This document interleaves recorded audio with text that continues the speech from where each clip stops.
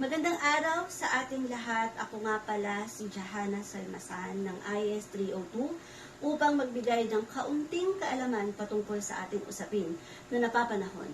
Ito ay diploma o diskarte. Napakatindi ng kompetisyon sa Pilipinas pagdating sa mundo ng pagtatrabaho.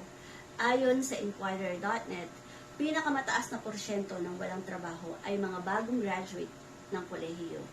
Sa ating bansa, at ito ay umaabot sa 22.9%.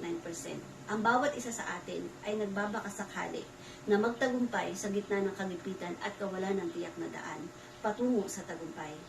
Ngunit sa ating paglalakbay, marahil ay hindi natin maunawaan ang kahulugan ng dalawang salita na ito, ang diploma o diskarte.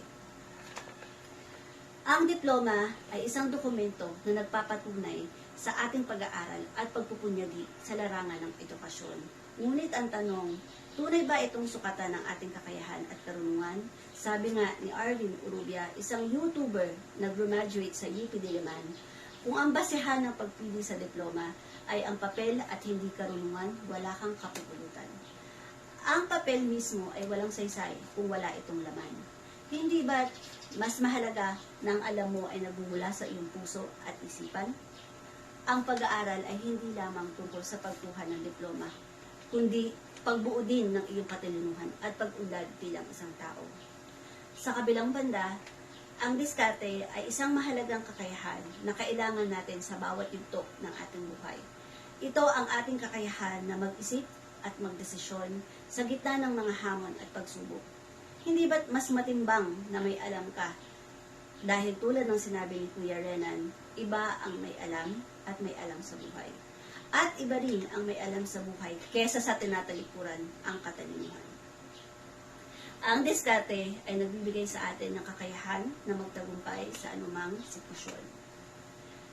Sa ating pag-aaral, tayo'y binibigyan ng pagkakataon na magkaroon ng kaalaman sa diploma at diskarte. Sa tanong ni Atty. Libayan, kung mabibigyan ka ng pagkakataong magkaroon ng diploma, pipiliin mo bang magkaroon? Marahil ang sagot ay opinional, ngunit hindi natin dapat kalimutan na ang tunay na yaman ay hindi matutuklasan sa isang pirasong papel, kundi sa ating kakayahan na gamitin ang ating kaalaman at diskarte sa bawat pagkakataon. Sa huli, hindi natin dapat ikumpara ang dalawang bagay na magkaibangan, no?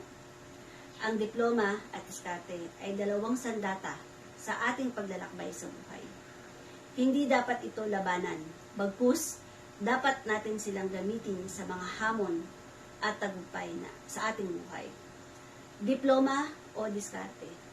Tayo ay may kalayaan sa pagpili, pero ba't hindi natin gamitin na pareho kung parehas naman tayong binigayaan ng kaitaas-taasan? Maraming salamat po at magandang araw sa inyong lahat. Muli, ako si Jahana Salmasan ng IS 302.